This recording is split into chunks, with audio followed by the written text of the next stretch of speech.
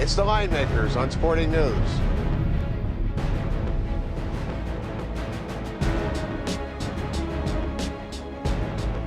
Big 12 final from Kansas City. Welcome to the Linemakers on Sporting News. I'm Micah Roberts with Richie Bachelari. Great matchup here, Richie. Regular season champion, number 2 team facing each other.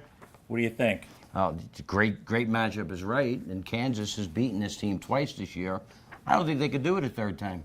Really? We've seen that happen a couple times already when these teams, Syracuse, Georgetown. This situation, though, Kansas, they've covered 9 of their last 10 games. They've looked very good here. Talk a little bit about the number and the differential from what we saw earlier in the season when Kansas was coming off a 3-game losing streak. A good point. The first time they met, they played at Kansas State. Kansas was a 3.5-point favorite. They win the game by 4. Now, the turnaround is supposed to be about the home team, Kansas, being about 11 and 11.5-point favorite. Instead, the number only came 7.5, and there were a few reasons. Kansas State was on a 4-game winning streak, and people were starting to realize just how good this team was. Kansas had lost 3 games in a row going into that match. The game was only 7.5. But what happens? Kansas blows them out.